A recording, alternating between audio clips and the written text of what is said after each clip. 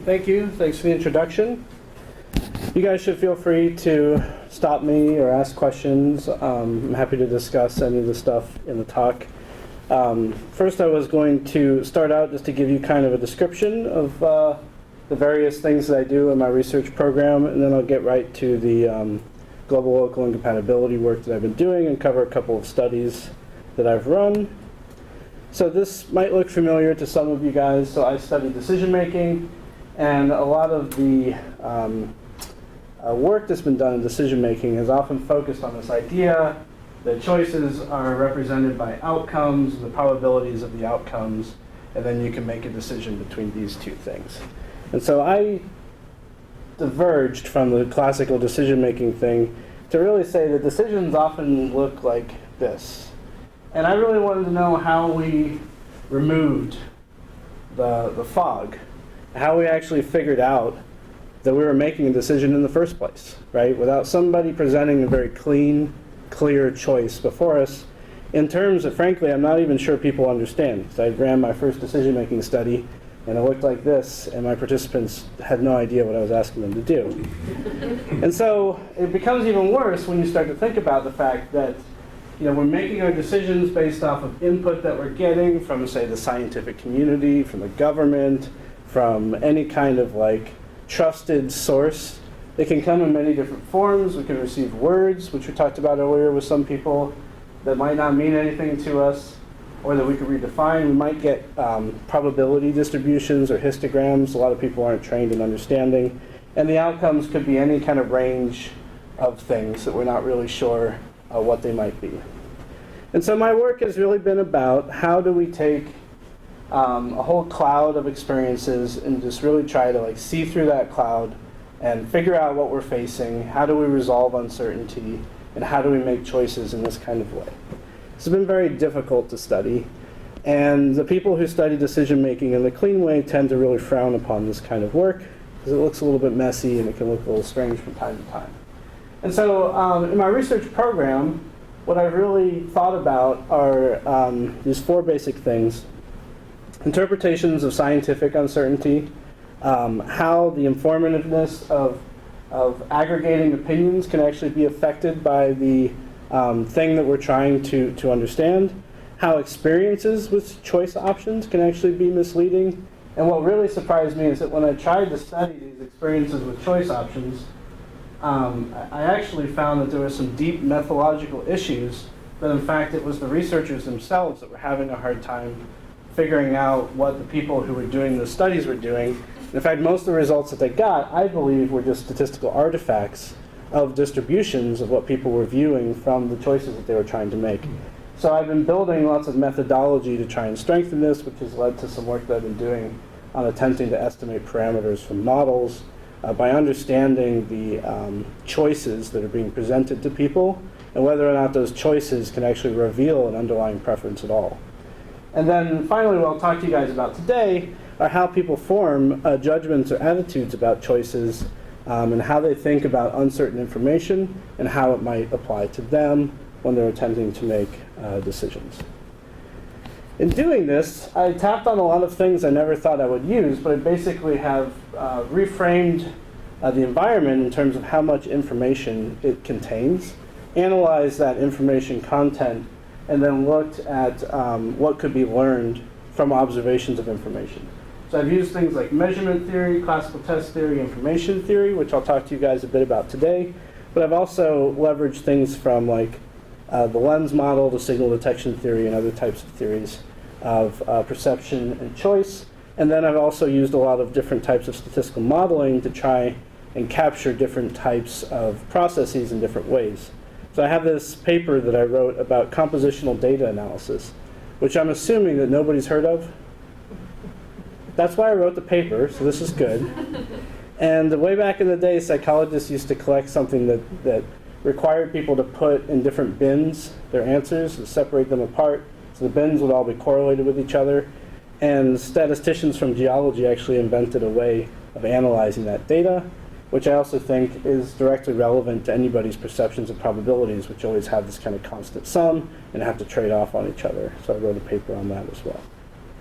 But today, what I really wanted to talk about It was a lifetime of experiences in working with my former PhD advisor on research with climate.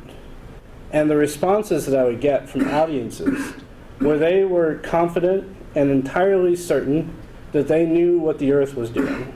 And I started to really wonder, where does this confidence come from, right? People say, well, I've lived in Pittsburgh for 10 years, and I can tell you it's getting warmer. And I thought that was really interesting, right? Because 10 years seems like a long time. But I'm not sure that they know what's happening in France, for example. And that is a part of the world as well. And so I was really interested in how to study this kind of thing. So I had to kind of come up with my own definition. So I was thinking that this is like, I'll just call it a global variable. But it's something that I think our society is facing more and more over time, that we have to actually make decisions about things that we abstractly understand, but can't actually really physically experience as a single person in any one given point in time. So you could think about, what is our economy doing? We're going to make decisions about buying a house, switching jobs, or various other things based off of this perception, but we could have some people who think the economy is doing great, and for other people it's not, right? And so this was the kind of thing that I was interested in. And so I started with nature and the environment. And I got inspiration from Brunswick. Certain objects function as local representatives of others by serving as cues. And this was the model that I ended up kind of creating to try and think about information sources that we have to basically understand these global variables that we're trying to make decisions about. And so one thing that I noted was that our experiences kind of happen continuously through time. And I kind of think of them as kind of like chipping away at us, or sort of eroding whatever kind of like conscious decision that we might have made, to then eventually sort of fall into some perception that say this thing isn't really happening, right? I'm really scared of, like the Cold War or whatever it might be, and then as every day passes and I see that this is just like it was before, except I know that there's this thing that's kind of creating tension, I slowly kind of recede back into life is normal, right? And this is sort of what this theory is about. I think that it's really kind of captured by this image, right, where these experiences, this rain cloud is following the ducks around, and they'll never really come to understand that the mice are having a great day, right? Or that it could be sunny everywhere else, and this thing is sort of following them around. So this is just sort of like a graphical depiction. If I typed into one of those AI things, my theory, this is what I would hope it might create and spit out for me. But I should show you what it actually spit out, because it was nonsense. All right. So a lot of people have complained about the name compatibility. Maybe it's the wrong name. I came up with it because I was inspired by this idea of stimulus-response compatibility. And I was thinking that the compatible stimulus was sort of like the physical one that you were sort of experiencing. But the basic idea is that a compatible stimulus will actually either enhance or impede the compatible or incompatible response that you want. And what I kind of found through some of my work is that information environments can actually look very convincing, and that's actually incompatible with the idea that they're entirely uninformative for the task at hand. This is what I think kind of happens more often than not. And what I thought was interesting was that I was able to show that this type of effect, which is actually kind of, in some ways, just purely statistical, is actually at play in a lot of just natural, everyday things, and is sort of creating a world that's working against us. So with that, I defined this idea of global local incompatibility using the statistical properties of what we see and experience at any given moment in time, and try to figure out whether or not we should use those experiences to guide what we do, or whether or not we should ignore those things and try and do something else that maybe our brain is telling us is the right thing to do. Can I think of compatibility in this case as something like mutual information? I don't know. I'm not sure if I would categorize it exactly that way. I was thinking of, I've decided that I should ride my bike to work. And when I live close to work and it's a nice day and it's not too hot, it's pretty easy to do that. Then winter comes along and it becomes like I should probably drive to work. And it's kind of incompatible with like my environmentalist self who wants to kind of drive to work. And so in some ways, right, you feel this like sense of duty, or I'm going to do something when I'm uncomfortable. Okay. And I feel like, oh boy, the world is hot. It's just hot today. I should recycle more, or whatever it might be. But then most of the time, the world is actually just fine. So I do nothing. That's kind of what I was thinking. Okay. But maybe you want to get into the details. Yeah. Well, I was thinking, some of it depends on what you're doing, which one you should be more concerned about. Yeah. Like, if the world's getting warmer, that doesn't mean I throw out my coats, right? Yeah. You know, there's a lot of times when general information, if the economy's getting good, that doesn't mean my work potential is going up. Right. It depends on what the other things are much closer to what I'm doing. Yes, that's right. And I guess my story is really kind of about that I tell you that you're going to go on a long walk to Antarctica and to start with your coat. And it's really hot and you're ready for it, you know it's coming, and you get halfway there and you're like, it's really hot. I don't want to have this coat, right? And then eventually you show up in Antarctica and you die because you don't have the coat. This is kind of my view of global warming, right? It's sort of like tricking us through the journey. And we know that it's there, but then there's nothing hitting us in the head every day to say, think about it today. And think about it today, every day. That's kind of what I've been trying to emulate, so the idea. Does that help at all? Yeah, I'm saying both those things are true. Yeah, The yeah. local is important and the global isn't important. Yeah, and then sometimes, and we'll go through some of the case studies, I get into arguments about people as to maybe the global is more important. And so we can talk about that too, because I think that's also very interesting. So the way I tried to formulate this is, again, dipping into Brunswick through this lens model idea that we're forming some kind of judgment of a distal event, and there's these proximal information cues that we might use to make this judgment. And what I've decided is that the Brunswick distal events were not distal, and they were actually things like how far away is that building. And I'm picking something even more distal, so something that I can't see or experience in any given one instance. And so this just explains the idea of the global variables. These are 3 case studies that I've run. People's trying to estimate temperatures, people thinking about COVID infections, and then people actually trying to guess whether or not there's a tornado potential in a storm.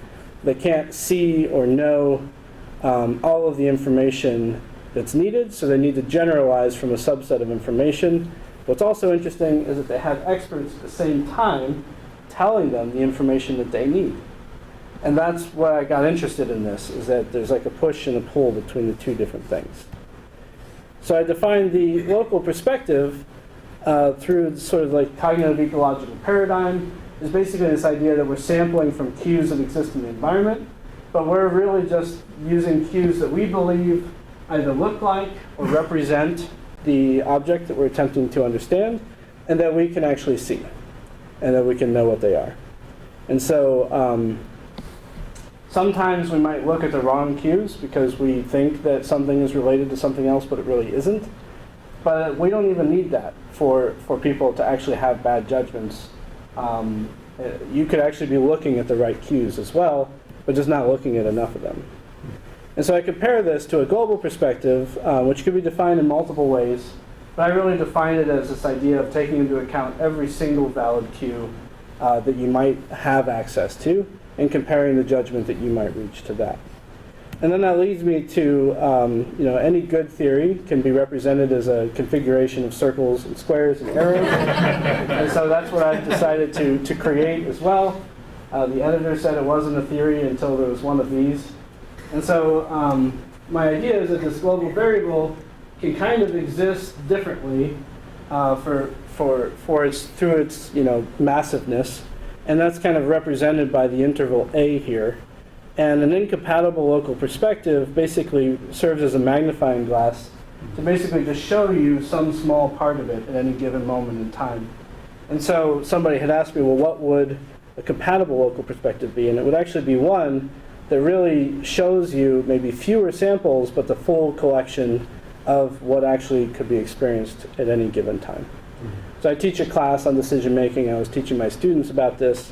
I was telling them, oh, well, there was a heat wave in Europe last summer, and we were in America and we didn't see it. And then one of my students raised his hand and he was like, I was in Europe last summer. There wasn't a heat wave. And I was like, well, I think that, he was trying to refute the theory, but I was kind of like, well, I mean, that's it right there, right? Like, because you weren't in all of Europe. And there really was one. It was in the news, and I had a friend who said he was hot, so I'm pretty sure it happened, right? But, all of Europe wasn't actually suffering uniformly, even though even that was more proximal, right, than the example I was even trying to give. And that's the basic idea of what I'm thinking. So we created some mathematics to try and concretize the circles and the arrows. Did you have a... Well, if you're about to present the math, then maybe... Well, I was going to go through another example, but go ahead and ask. So I just wanted to go back to John's question from before, because it's the same thought that I had. So your example of the weather, like in Pittsburgh versus globally or Europe, Right. It is suggestive that, people in Pittsburgh are not completely deluding themselves by thinking that their recent experience about temperature conveys some information about global warming. Right. Because there is some mutual information between any given local municipality's temperature and the world temperature. I don't know what level of mutual information there is. It's really not 100%. Well, yeah, I guess in theory that's what I'm trying to measure, but I'm thinking of mutual information with Shannon's measures of information, and I don't use those. And instead what I do is I cast this as a measure of reliability. So if you think about just any kind of educational or psychological assessment, you could actually measure the association between the cues, and if they were all designed to measure the same thing, then you would feel that your measurement was reliable and that it was functioning. And I basically showed that things can correspond with themselves and not actually be valid. So they can appear reliable just simply because they're correlated, and we assume that the correlation is due to their validity, but they can correlate for other reasons, and that this actually happens all the time. But this feeling that nothing is showing us anything different then fosters confidence in our judgments, because we're not actually witnessing the true variability of the state of the world. But I think you're right. You could think about what is the mutual information between this cue and this one, which isn't the way I kind of do the math, and then say, well, what fraction of all of the information would it be? I kind of reach a similar conclusion, but I think the idea would be that the information Pittsburgh can provide with the global temperature is incredibly small. So Jacob and I may be actually having maybe a contrasting hypothesis from what you're presenting. So in our thinking, I infer the informative content is weighted by probability, and so infrequent things would be much more informative potentially. And so the sun coming up is not very informative, but a minus 20-degree day certainly is. That's right. Or a hurricane or a tornado. Sure, which is part of why I'm going where we're going. Yeah, yeah. So in your sort of explanation of reliability, would you be weighting it differently, more in terms of sort of raw frequencies rather than something that's based on more of an inverse or well, I think, value? I avoid the frequency probability thing because there is this issue where, for example, if you're going to compute the probability of a tornado, you need to have some sense of the probability of not a tornado. Of course.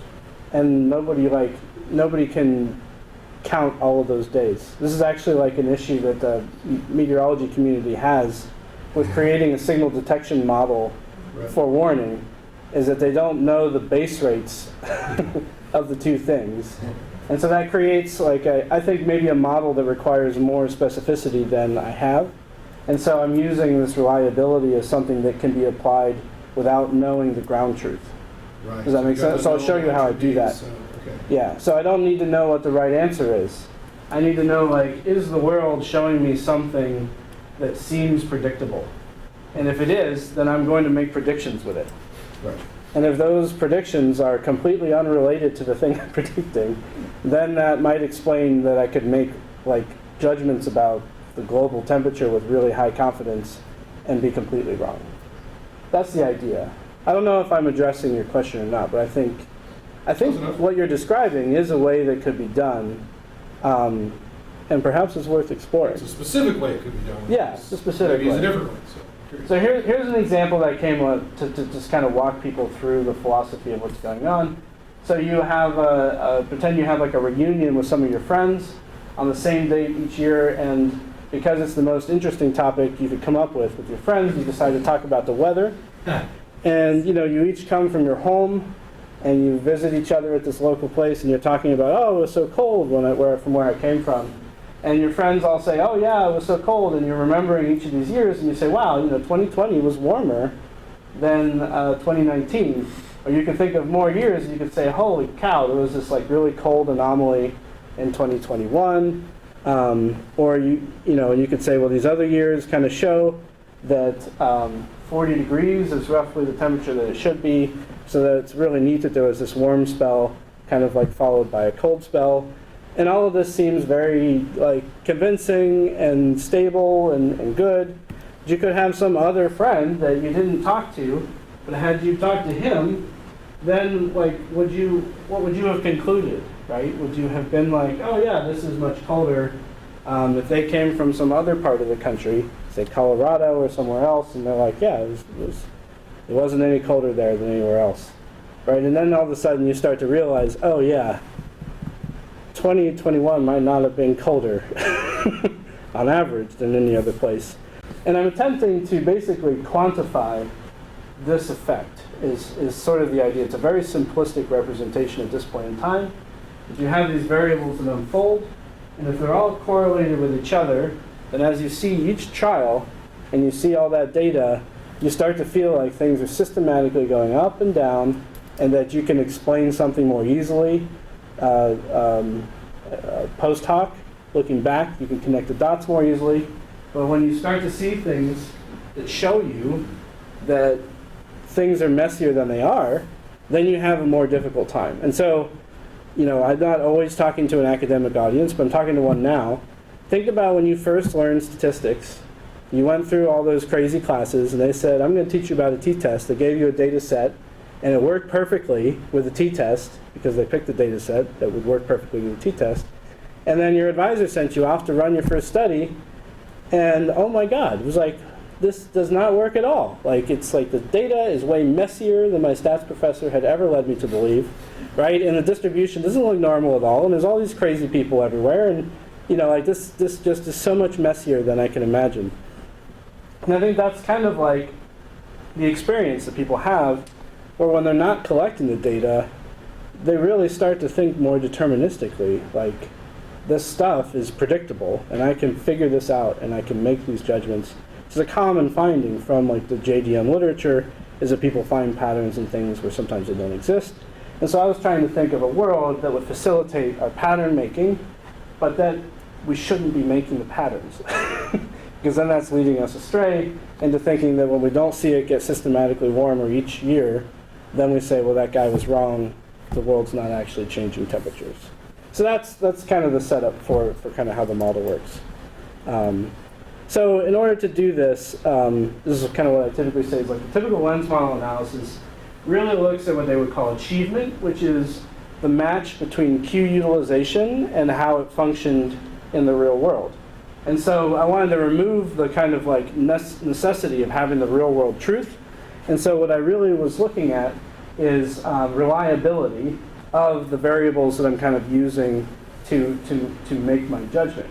And I kind of theorized that Q consistency could be used to make an estimate of reliability. Reliability here is really just like a quantitative thing that a lot of psychologists know about because of educational testing, and it has a lot to do with like scale development. You often compute Cronbach's alpha. I'm not thinking that like this is a process model where like reliability determines judgment, but this is much like a utility model where reliability kind of can explain the essence of whatever this thing is. And then what I do is I try to calculate the degree to which the correlations between the things I'm using to make my judgment match the correlations that would be generated, like what really reliable scale does this mimic? And then how different are they truly? So how different is my estimate of reliability from how reliable all of these cues would really be? And then that creates a measure of when the information I'm using shouldn't be used. But I will feel like it should be used. And then I try to ask the question, how often does this happen? How are we doing? When does this end? 20 past.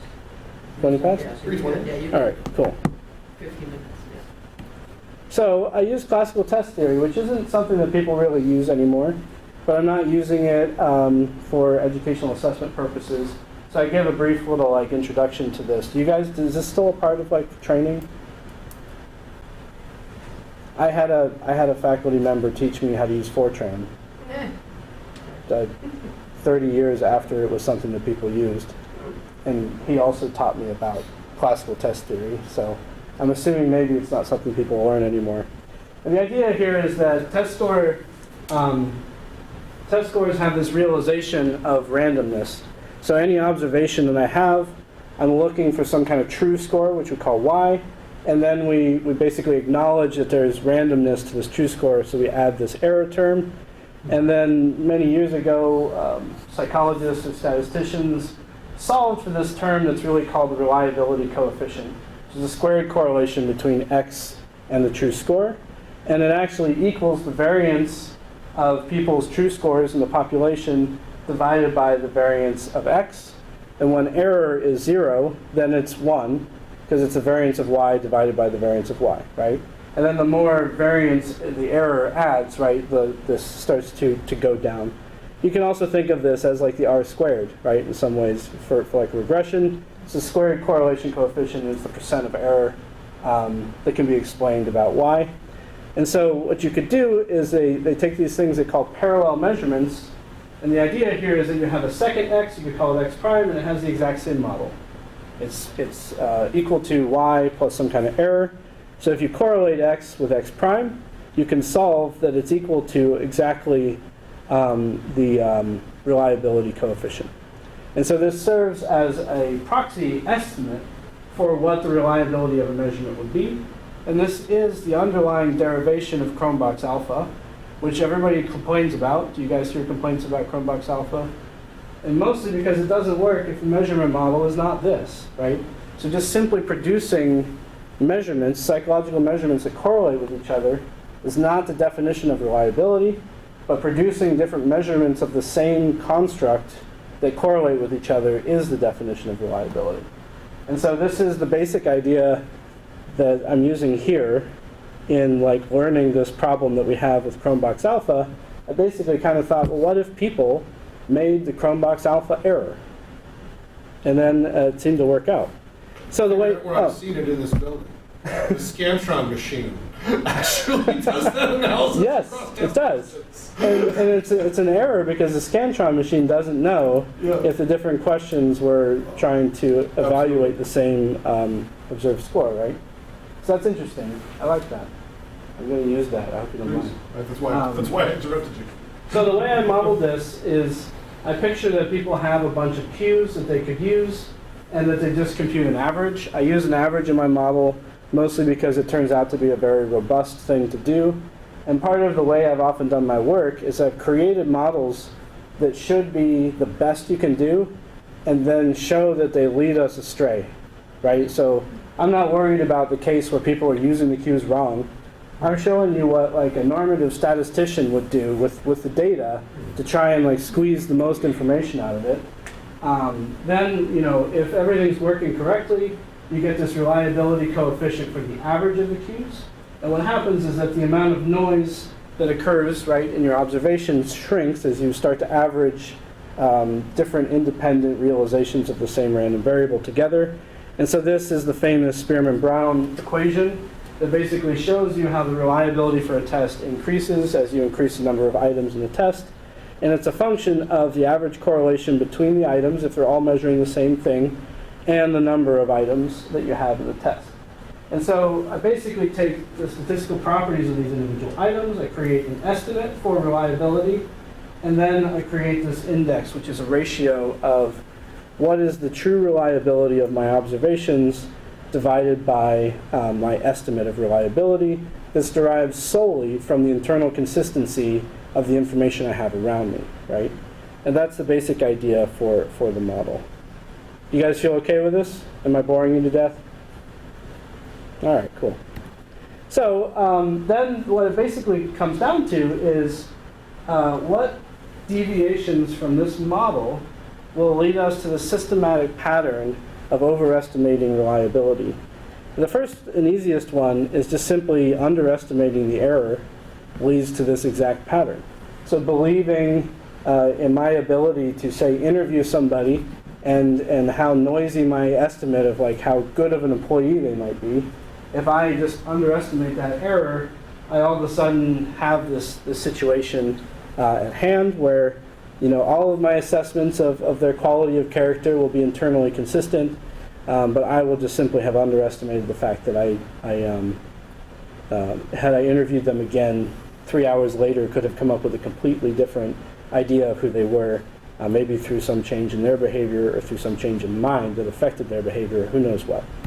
But that's not quite as interesting. So the thing that I found interesting that led me to this entire model was this idea of the hidden degrees of freedom. So this is where this information part comes in, is that I could have like a secondary source of error. And a lot of people get mad at me because psychologists have equated degrees of freedom with the chi-square test. And actually the terms are related, but the basic idea of degrees of freedom is how many ways are data free to vary given some kind of common constraint. And so here the idea is that there could be some hidden degrees of freedom that we're not really aware of. And this is my model of perceiving any kind of geographically constrained set of information. And so the idea here is that there's this global variable at the top I'm trying to judge. But where I am, it could have different types of realizations. And so heat, for example, is a dynamic process that basically spreads itself and distributes itself across the globe. And the average temperature doesn't actually go up and down all that much, right? The idea is that the top gets hot and the bottom gets cold and then it flips over. And then in that process, all the heat starts moving around in different ways. And so that's what these kinds of realizations could be. And you can think about this with global warming. This is like an infinite layer neural net, basically, of different degrees of freedom of this complex dynamic system of heat dispersion. And then within any type of realization where I could see or experience the weather or temperatures around me, I would have some degree of correlation that's based off of whatever layer of the degrees of freedom all of those cues were derived from, right? And so I'll have a perfectly consistent world as long as I'm contained within one of these nodes. Does that make sense? And so this is how this type of thing would occur.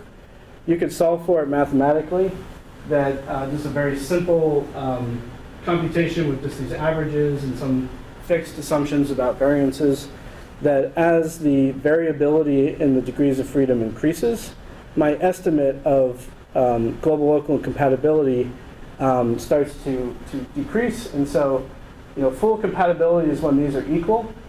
And as this starts to increase while this decreases, then I start to go to zero, right?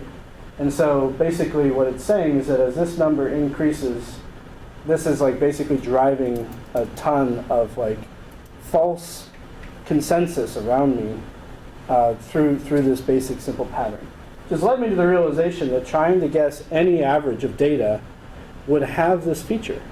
So any average process that is basically an aggregate of some sort of distributed amount of data, if there is any geographic constraint that allows similarity within certain proximity, like with heat dispersion, will have this feature.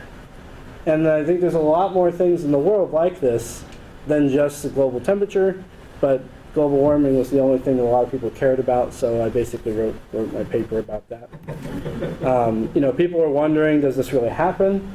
This is a picture from the Washington Post. It's showing a real day on January 4th. I think this was like 2018 or some year around there. And what the scale is saying is that the amber colors are 18 degrees warmer than average, and the blue colors are up to 18 degrees colder than average.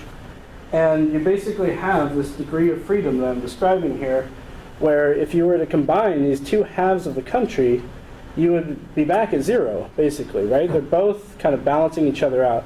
Now, of course, like there's more on the left side, so you gotta, I'm going to say that there's a projection distortion. No, I'm just kidding. But you know what I mean.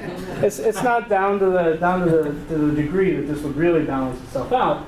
But all of these people over here are seeing this sort of very consistent thing, while having no realization that people are also simultaneously too hot at the same time. And then you start to see some of these things. So, for example, the thing that throws you off, you were talking about this information about, but it's like how many layers can you get up? Because we have like an El Nino pattern that exists for maybe 5 or 7 years, where this area actually does feel warmer or colder or wetter or drier, and that happens over long periods of time, that you would detect that, but it actually wouldn't even be a signal of the whole globe. It would just be this like warming and cooling pattern in the Pacific Ocean that you'd be able to detect. So then you have to get past that. And maybe there's another one of those. I don't even know. And there's all kinds of these things, which led me to this idea of making a fake table with fake numbers in it. Basically just kind of thinking about all the different degrees of freedom that I could think of. Once I listed them all out and I put them into my calculator, if I add them all together, the ratio of the reliability that I think I have to the true reliability is like 0.009. And this is just 5 that I thought of. 1, 2, 3, 4, 5. And if I pick in the El Nino cycles, it leads to like a 50%. My reliability is 50% less than I think it is. And so this was just to create like kind of a demonstration that people could understand the index or kind of the various forms. But we're familiar with things like correlations and numbers that range from 0 to 1, right? And so this is a pretty small, this would be statistically significant, right, if it was a p-value. So that makes it impressively small, by definition.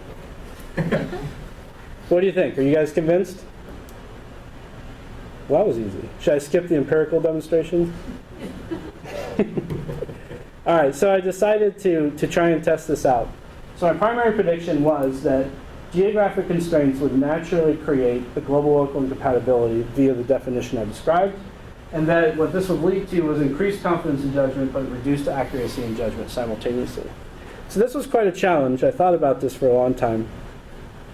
I decided that the best population to be informed about this was Mechanical Turk, so that's why I picked them.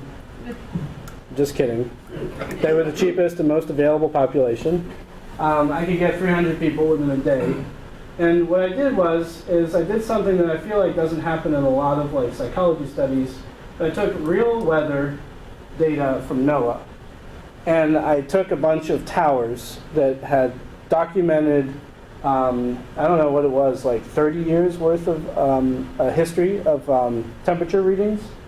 And then I did the thought experiment from before, where I showed people random days in February, and I basically asked them to guess the average temperature of Colorado. Following along with a lot of decision-making research, I was like, I gotta pick a question that won't make any sense, right? How often has anybody asked you to guess what the average temperature of Colorado is? It's a perfect research question, right? The M-Turkers made fun of me in the comments section. They're like, I'm so glad I helped you out with this experiment. It seems very important. I was like, oh, well, I'm trying to solve global warming, so thank you very much. So I had this 2-cell design where I basically took the weather and I manipulated what data I showed them. So there's a proximal condition where the weather stations were clustered together, and there was a distal condition where the weather stations were spread across the state. I chose Colorado strategically because of the Rocky Mountains in the middle, and I knew that there would be some variability across the temperatures that would come out. And then I picked these stations here that would all be kind of similar because they would have basically the plains type of weather. And then I actually and genuinely used a random number generator, and I extracted random dates and the temperatures associated with them after picking the locations using my theory to do this. And I didn't have to do anything, and I computed all of the statistics that I was after, and I found that in the proximal group, the global local incompatibility actually led to a reduction from 1, which is perfect compatibility. And then in the other group, it actually led to, in the distal group, it actually led to an increase in the other direction. And so the true reliability, for example, in the proximal condition was much lower than the true reliability in the distal condition. And here what I did was I was correlating the average of the weather stations I showed them to the average of all of the weather stations I had across the entire state of Colorado. But the internal consistency, right, in the proximal condition was much higher than the internal consistency in the distal condition. And so what's interesting is that they actually were going to be highly accurate. They were viewing useless data that was going to lead them to a 0.96 correlation with the truth, right? But I was thinking, well, like this is this paradox where when you are getting information from something that has a lot of random dispersion in it, you actually need more cues.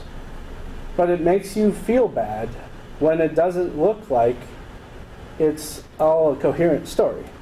And then when you see these coherent cues, you stop and you don't need to look any further because the story has been laid out before you. And you don't, and sadly, when you start to fold in more things, you start to say, oh no, wait, no, get rid of that. Because it's starting to look weird. And I can understand this, and then I bring all this other information in that's really bad. So I thought this was really cool. End of story. I had done the paper because this is all my theory really says, is that the world will be like this. Yeah.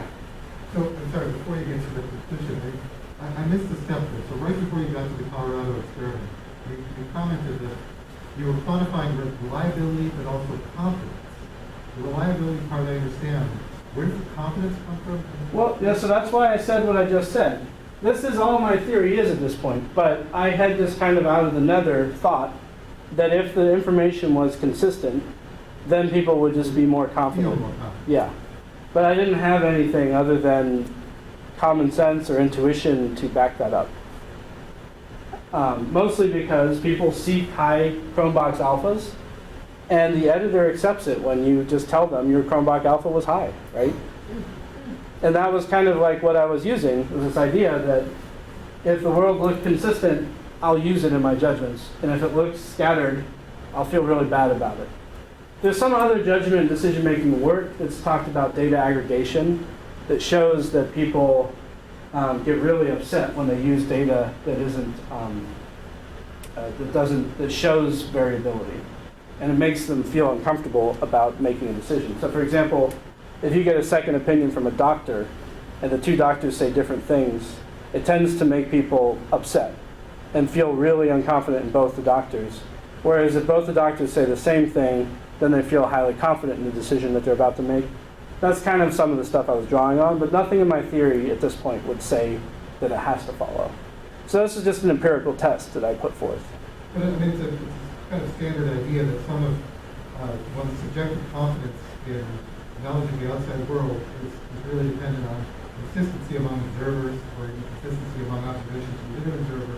So like if I think it's a beautiful day and everybody else thinks it's a beautiful day, then I feel confident Yeah. that it is because there's consensus among other similar people. Yeah, that's the basic idea.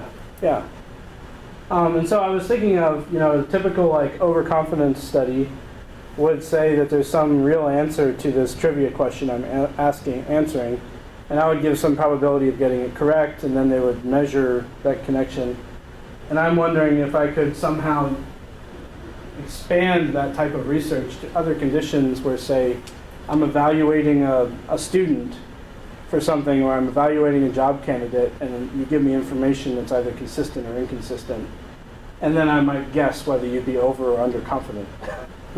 in your judgment based on how like mixed up or kind of uniform that information is.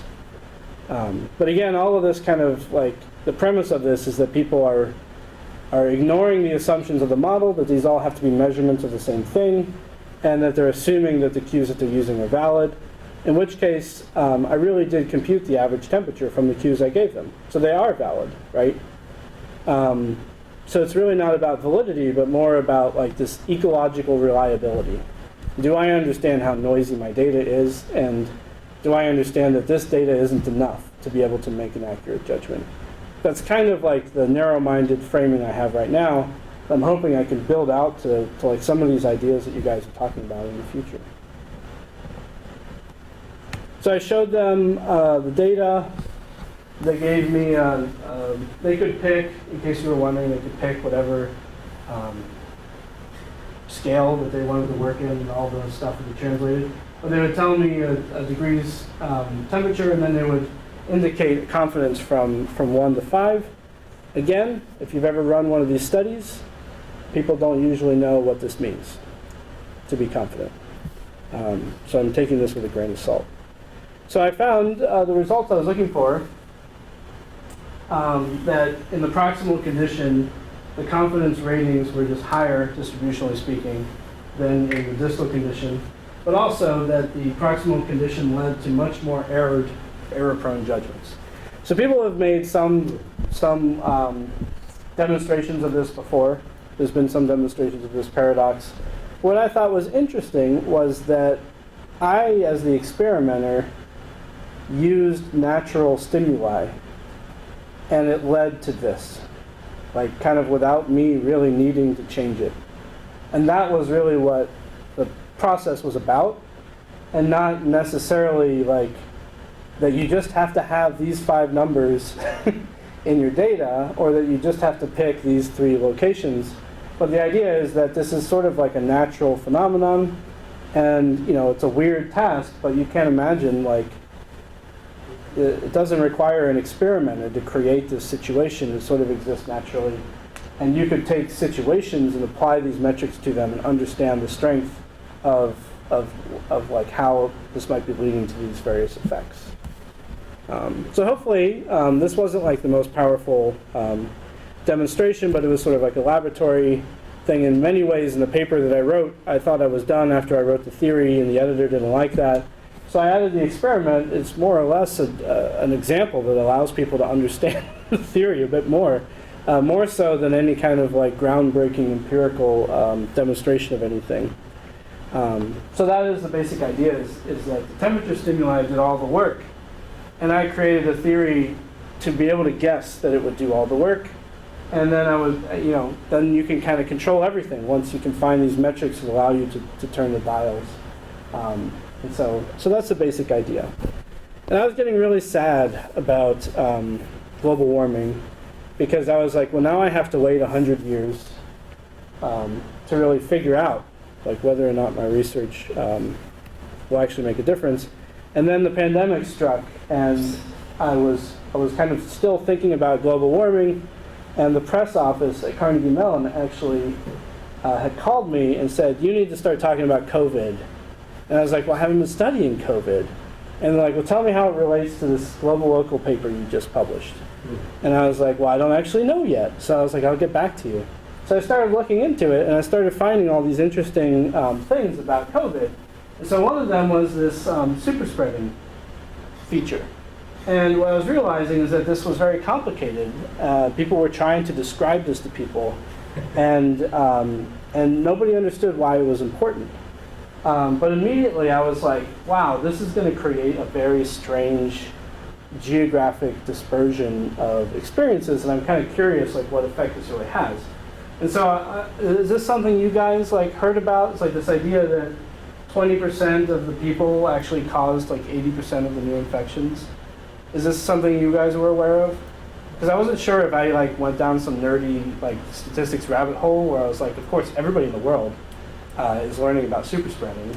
I mean, isn't it, that's like a lot of things. You have 80% of the effect is from 20%. Well, yeah, but I think the flu isn't quite like that, for example. And I was kind of wondering what this meant for people's decision making. So for example, before COVID, there was this natural like contact tracing thing that people did, right? Where they would find somebody who was infected and then say, okay, now tell me everybody you were with. But I think this was super spreading to an extent that they had never seen before, which actually caused them to change recommendations for contact tracing to say it's actually useless to follow people who you know have an infection, because if you use information theory, they're not going to infect anybody. But if you figure out who infected them, you'll find more infected people by finding that person who infected your person, because once they've infected one person, they've probably infected hundreds, right? And they actually, for the first time, reversed, and they said, where were you? Who did you last see? And, who might have infected you? Tell us. And then they found that person eventually, and then they contacted the people that that person had been in contact with, instead of contacting the person that initially tested positive had been with. There was a big article trying to explain that in the Atlantic, I want to say about August Yes. 2020. Yes. Trying to teach people about Pareto distributions and things like that. Yes, and so that was actually one of my inspirations for this particular study. And so I was asking a new question, which was, how might the super spreading thing actually affect individual people's perceptions of the pandemic as it spreads? And so I did what I always do, and I started studying some field that wasn't psychology. I learned what super spreading was. There's some kind of negative binomial model of infection spread that they use. And in that model, there's this parameter K, and this parameter setting basically states that when somebody is infected, they'll most likely not infect anybody else, but some people will affect a bunch of people. Then you can change K, and when K approaches infinity, you converge onto a different kind of distribution where there's a uniform reproductive factor for the disease. So every individual is just as likely to infect a couple more people. And then as K increases, most individuals have 0 reproductive, and some people have like hundreds, where they're basically infecting lots and lots of people. And so I created just a very artificial simulation that was supposed to resemble the counties in the United States. I just developed a very simplistic, like cross-nesting behavior. So individuals would move from networks that were kind of similarly located, more likely, and then there was a smaller probability that they might go to networks that were farther away. And so there's just like these 3,000 counties, and I let the diseases spread with the different reproductive factors. So as time passes, and I have a seed infection that then starts to spread. And so when you have no super spreading in some kind of networked community, basically they all slowly start to get infected at the same time. It's really strange. But when you have a super spreading thing, they basically go off as this chain reaction over time. And part of it, one of these articles described it in a way that eventually made sense to me. But you think of it as like a fire with ashes flying out of it, and most of the time they land in different places and then they just fizzle out. But if enough ashes kind of like fall in the same place, one of them sets fire.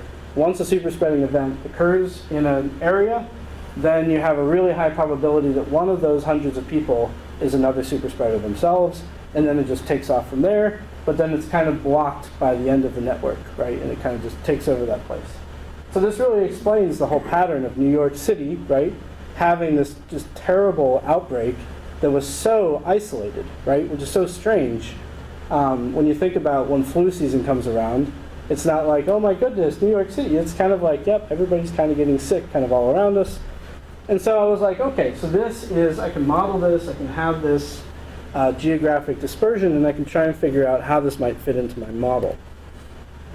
So my primary predictions were based off of the theory I created.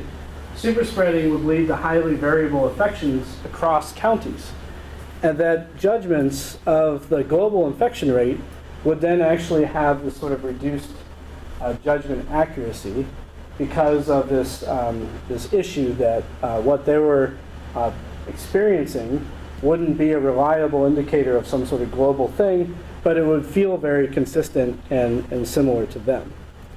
And so we, with Gretchen, we actually put out a survey shortly after the pandemic started, in April to May, and it contained a whole bunch of questions about COVID. But I, for my own research purposes, had added this question to this kind of generic survey. Said, if everyone in the US were tested today, what % do you think would test positive for COVID? And I was just kind of curious what people would guess, right? I didn't ask for confidence. I should have asked for confidence, but I didn't ask for confidence.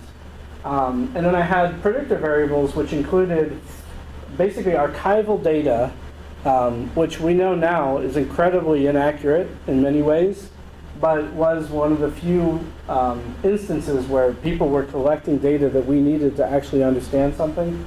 And so I was able to get county, state, and national level infection rates from the dates that my participants actually took the survey, and then attempt to try and predict what they would say from that particular data.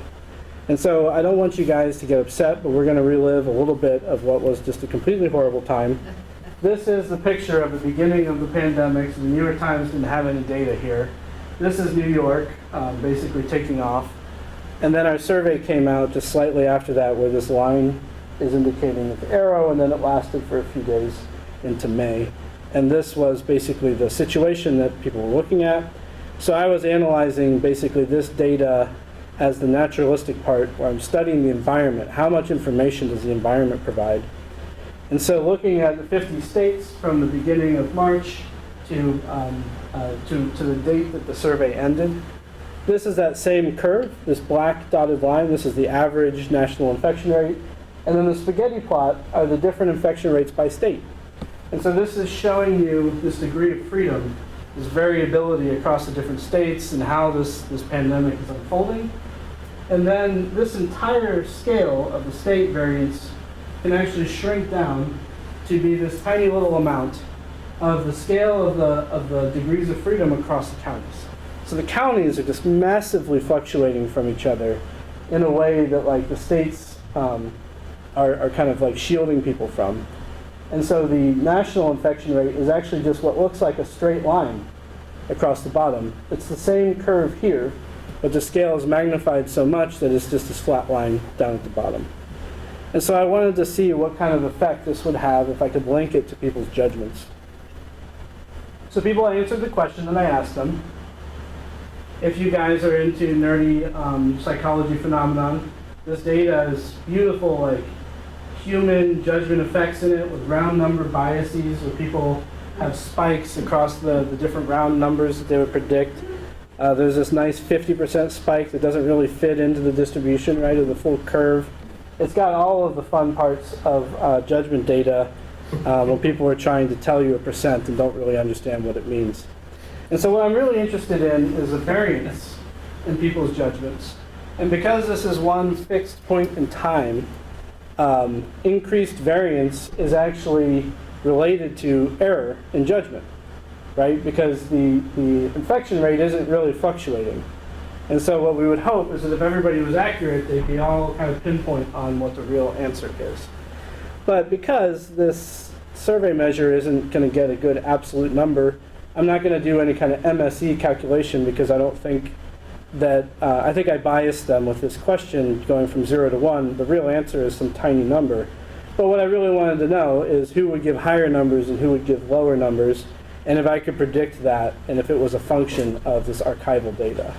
You could give a question, yeah. Yeah, I mean, I could imagine people not understanding the question. Me too. And I mean, like, did they ever have it? What does it mean to test positive? So, Versus not having a clinical case of it. Yeah, so there is some ambiguity there. Like the design of the question was this idea that if everybody tested, would they test positive? It's just a hypothetical type of question. But people could have had some ideas in mind, like how many tests would flow back today that might be positive, or various other things like that. And so, that I can't really model or predict. We had, 2 weeks to design this survey because we basically reacted to a pandemic. And if I were to use the 3 years that I've had to think about this, I would ask a different question. But this is the data that I have from the very beginning of the pandemic. And you'll see that it isn't like purely a panacea of anything in particular. With this particular way that this data was set up, I didn't have the geographic resolution to compare like county to county, like within a county, to know about that internal consistency. So I picked a different measure of reliability, which was to take each county and correlate it with the average. And so in test theory, they would call this the item total correlation, which probably comes off your scantrons, right? And so this is a proxy measure for reliability. And so when I take each individual county and I correlate it with the average of all counties, this is the distribution of all of the counties in the United States. And this was my simulation of the counties with the high superspreading. And what's interesting is that as superspreading goes away, right, that correlation starts to increase. And so you end up having this reliability that your local experience is actually representative of the global one. But this kind of mimicked, and then if you were to use the state level data, you would actually be increasing your reliability, right? Because that variability across different experiences would reduce. And so I decided, since I came this far, I might as well do what's expected of every psychologist, run a regression, and have the county level, state level, national level infection rates. One thing to note is that the idea here isn't really to compare them. I just wanted to see if there was a significant connection between the county level rates while controlling for these other ones. Not to state that like these should be removed from the model or anything like that. These predictors are highly correlated, so I used something that my advisor invented called dominance analysis.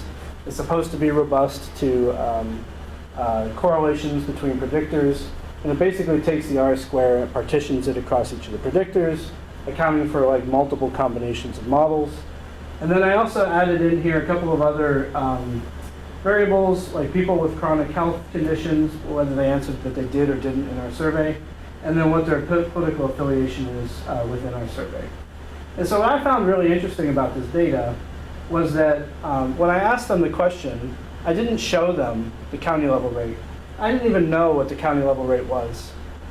This is data that was archival and is completely separate from my survey in every way. All the people involved in collecting that data, storing it, had nothing to do with my research team.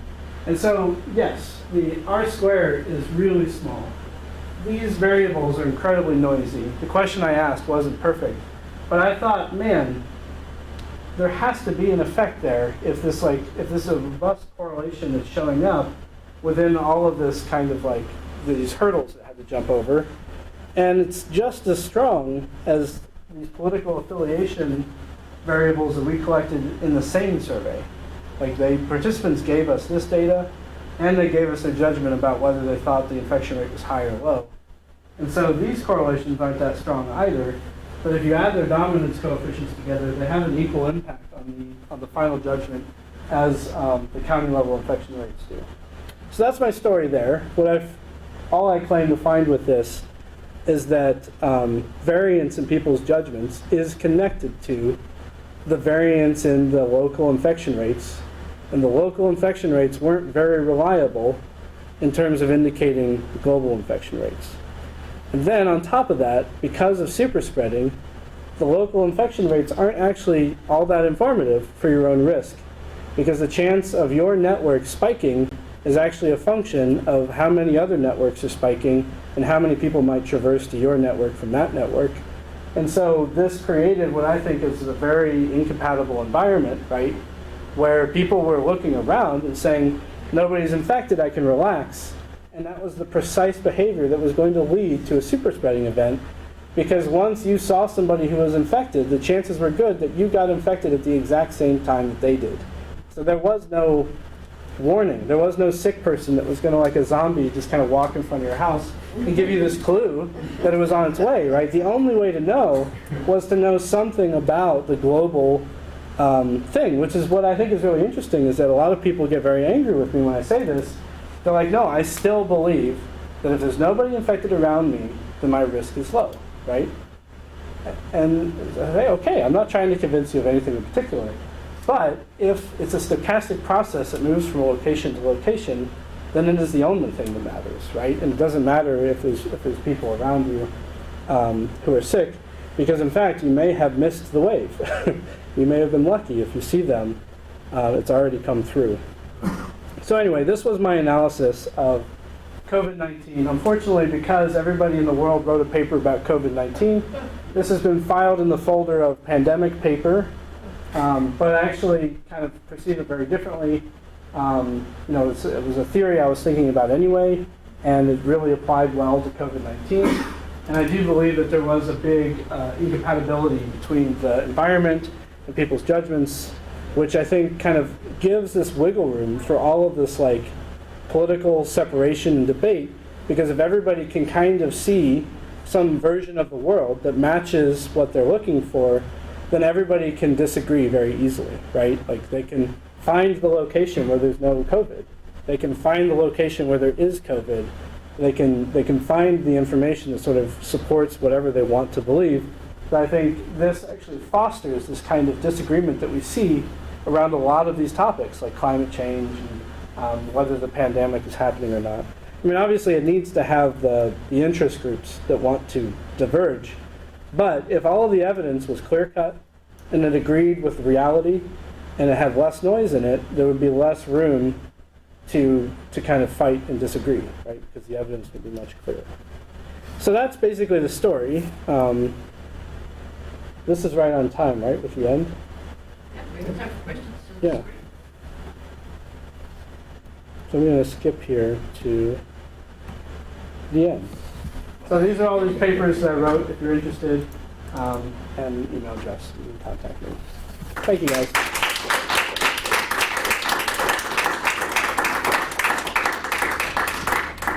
Yeah. I mean, just connected to the last thing you said. So, I mean, one thing that really jumps to mind is the idea of like an epistemic bubble, which you Did you say a bubble? an epistemic bubble, which you alluded to this earlier in the talk, right? Yeah. So, and so a really strong example of this is it's just political beliefs. I mean, there's this anecdote that one of the January 6th rioters commented that, like, the election had to have been a fraud because nobody he knew voted for Biden. Yes. And the thing is that I don't know that he told everybody he knew, but it's quite possible that very few people he knew really did vote for Biden. Yeah. But he's making a mistake, an epistemic mistake, in thinking that that's indicative of the global population. Yeah. So Exactly your situation. I had actually written an op-ed on this. I tried to give to New York Times or Washington Post. They didn't care. But it was right before the presidential election, and several other researchers at Carnegie Mellon had been monitoring social media, and they were predicting violence after the election. And so I had been talking to a lot of these people, and I was reading some stories that were coming out, and I was like, this global-local incompatibility is going to play a huge role, because anybody who is voting for one candidate is most likely surrounded by a bunch of other people who are also voting for that candidate, and they're not going to be directly confronted with the evidence of how exactly many people have signs in their yard, for example, that would support the other candidate. So I think it's exactly what you're saying, is that all of them could easily be I think that my person won the election because I know all these other people, and I don't know anybody who wouldn't vote for it. And sure enough, that did come out after the election. I saw some papers where people, New York Times had articles where they were quoting people who were there were all these signs on the road, how could they not have voted for him? So I do think that can be related. I purposefully have been studying the environment because I find humans are hard enough to study on their own, but it's that human-human interaction part. If the humans create the environment, any number of things can happen, which I think could include global-local incompatibility. So what I thought was interesting was that I could find these natural environments that were static and they weren't going to react to us discovering and change. But once you point some of these things out, sometimes people will change their behaviors, right? And create strategies to either exploit these kinds of dispersions of information or try to protect people from them by informing them. So it was actually a really great public health worker that went viral at the beginning of the pandemic who tried to explain to people, you will not see infections, but you should still perform these behaviors. And I thought that was really great, but she didn't have any I don't know, evidence or reasons to say like why people would be so moved to ignore. It's like, if we succeed, then nothing happens. And that's the hardest part, right? Because it doesn't look like we succeeded, it looks like we've just maintained the status quo. And then that creates this environment that's very difficult to get people to perform the behavior that you're trying to get them to perform. So yeah, is there like a whole research topic that's called information, what did you say, information bubbles? Epistemic bubbles. Epistemic bubbles? It's become a kind of standard term in social science, but Am I redoing what they did without knowing about it? I'm not sure or- that there's any quantitative analysis. Okay. that can be done. So, Yeah, so that could be like a merger that could happen, right? At least the yeah. epistemic bubbles don't seem accidental entirely, I see. which So is they're on different than purpose. some of the things that you're looking at. Yeah. Like the weather stuff in Colorado, it's not like they tried. It has no motive. Yeah, yeah. Yeah, so one thing that makes the empirical work you're doing here kind of beautiful is that you're using actual space, right? Yeah. There's real geography, and you're looking at metrics that are literally spatially distributed. Mhm. When we start getting to the epistemic bubble question, we have to start thinking about Social other networks, spaces, yeah. right? Can you petition Lord Google for all of his data about everyone in the world? Can you start defining information spaces around social media and things like that? Yeah. And then I'm curious if you've given any thought to how to extrapolate this logic mathematically beyond a physical space. It seems like I didn't see anything in it that required coordinates. Right. Well, one thing I've thought about is social networks. Yeah. And so trying to use like network dynameters. But then as I got into network analysis, I was realizing that, you know, the kinds of data that people have just are not big enough or solid enough to create the environmental analysis to then predict how some individual might react within that network. So I tried a couple of studies to collect networks, and they're very messy and difficult to collect. I think a lot of people who study networks will like use data that somebody spent millions of dollars to collect, and they all kind of analyze that same data, but it doesn't have an information environment component to it, so I can't really use that particular data. But I had talked to somebody, there's like a famous study about cardiac patients that created a very good social network that a lot of network theorists will use their data set. And apparently they have some decisions that they make about being resuscitated or various other pieces of information that they give the researchers, and then they ask other people in the network what that person would say. And so there is some like data out there, but that's the first thing that I thought of was like social networks. And then like time. So things like smoking, the risk of smoking, or the risk of eating a bad diet. In many ways you have that immediate gratification that sends you in one direction of like, I'll do this. And then you have this long-term result that's sort of like the immediate gratification is incompatible with the final result of getting lung cancer or whatever it might be. And so then that's something that like, I think there's some localization there where you make that decision based off of like, you know. It's a temporal localization. Yeah. So those are the things I thought of. Did you have others that you? Well, I was thinking almost in more of maybe a Nielsen family sort of way, right? Like what's covered on the news affects your perception of crime rates. Yes.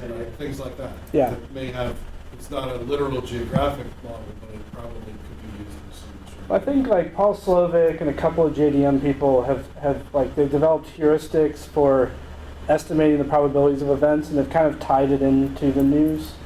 So But like the data might be there is kind of what I was getting. yeah, a former student of mine who's done really well, Sudeep Bhatia, he's been like scraping data from the news and like building like semantic vector spaces, and so like that's also another space, right, that this could fall into, but it's very complicated and I don't fully understand it yet. Yeah. Just a little bit inchoate, but one way of thinking about Goodman's groove problem about confirmation is that if you pick the concepts that you state the generalization with in the right way, you can effectively cherry pick the data. Right? So, like, you know, and then when people worry about, okay, well, what kind of concepts are going to, like, would give rise to, like, goodness style problems, people start immediately noticing, well, look, if your predicates are specifically spatiotemporally or geographically located, that's immediately going to set it off. Right? So the original example is, right, you know, it's like, you know, all emeralds are green, but now I embedded predicate where I only look at things up till, like, you know, yesterday. Right, so I've effectively picked my predicates, so my data is absolutely cherry-picked from the past. And when you start playing around with all the ways you can generate this problem, you realize there are lots of ways of just building into the definition of the concept you use to state the generalizations, ways that have the effect of cherry-picking the data, and then you get full, a generalization that's clearly not confirmed, but in fact you've got nothing but positive instances of it. And no negative instances, right? So one question was just at the level of, like, had you thought about, like, the relation to that kind of traditional problem of reduction, but more positively, getting thoughts about, are there concepts you could use to formulate generalizations that would positively stop people from doing this, right? Here I'm thinking, like, more Kahneman and Tversky kind of thing, Yeah. right? Right, put it in terms of miles per gallon, and people, like, think they know the answer. Put it in terms of gallons per miles, and they know they don't know the answer, and so they don't screw up as much. So I was wondering if you had any thoughts about, are there ways to reframe the questions that would get people to effectively not cherry pick from their local communities? Yeah, I've been thinking about, like, climate change in that way. How do I break that connection? And there's several things that, like, climate scientists did that I think were maybe kind of aimed at that. So that first they called it global warming. Then everybody was looking for this, like, warming trend. And so then they tried to change it to climate change. But they really didn't undo anything. I don't think, at that particular stage. So then, you know, I was wondering, could I have them focus on variables like ocean acidification? And it's like, how many people are drawing pH levels from the ocean to something that you wouldn't be able to really experience, to then say, I see the ocean and it's not more acidic. Because I don't think anybody knows how acidic it is at all. But then I don't know, like, part of it would be, like, it would have to be like a joint psychological study to really say, like, because I think, you know, part of what I believe happens is that people create these mental causal models. And when you try to, like, switch one thing out for another, it can be hard to do. And so that new thing that you want them to focus on has to be just as compelling as the other. So, like, Kahneman's idea with the miles per gallon can't really be applied to this context, because people are finding the things that they understand around them to basically interpret the data. And so either finding some description that stops them from looking at these certain things around them, or trying to figure out if there is something they could look at. That if they just looked slightly further, it would be enough to stop them from kind of, like, focusing closer. It's like, for me, sitting in my computer and having the COVID plot up, that did it for me.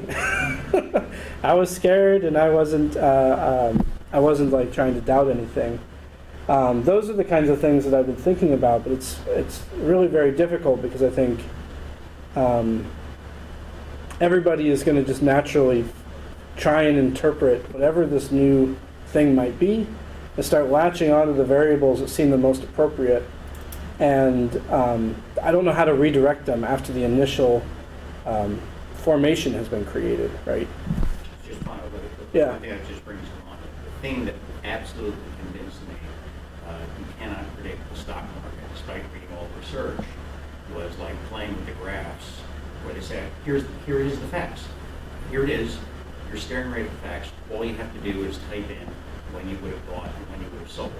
And realizing that even with the facts right in front of you, you can't do it. Right? And so, like I just wonder, like that kind of thing, like where you're trying to, if there are ways of like pushing people. A humbling experience or some kind of direct feedback of the unreliability.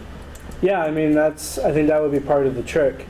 I think, sort of prior to this work, I don't know that anybody was thinking about this being the cause, right? Or this having an effect, to then think about, like, can we show somebody that the temperatures around them are uninformative?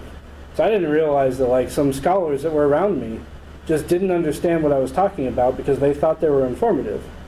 And I had been doing other research besides this and just kind of moved into this because I realized, well, people don't understand that you can't just feel the weather and then understand how the whole globe is doing. And so that's part of the motivation for this particular paper. What would you tell either the CDC Public Health Communications Office or a room full of fifth graders about this work to try to influence how they teach and how they try to communicate to the world about findings that are subject to this local global disparity? Well, like for the CDC, for example, one of the things that's frustrated me just sort of about the world is that I've been trying to study risk communication, and a lot of people basically believe that they can do it, that it's intuitive, and that they don't understand how research could be used to improve it, right? And so what people do is they say, here's this thing that needs to be communicated. I'll create the communication. I'll send out the communication achieved, right? And what I would tell them is that they need to understand the variability, right? A diverse audience that they might be communicating to, and then communicate to a random sampling across them, figure out if it's failing or not, right? And then figure out ways of generating different communications that would resonate with each different person. With a fifth grader, I don't know, I'd have trouble. I'd probably be stuck back at reliability with them. But that their experiences don't always lead them to the right conclusion all the time. So there are like perceptual illusions and various things like that. And this I kind of think of as a perceptual illusion in some ways. It's like the easiest kind of comparison I could come up with. Are we out of time, or I don't want to keep taking questions? So I think it's time. Can you hold your questions till tonight? Yeah, sorry. All right. So first of all, thank you guys. This has been a really great, receptive group. always very engaged. And so you're meeting with Jacob next. Do you want to meet here, or do you want to walk over to this?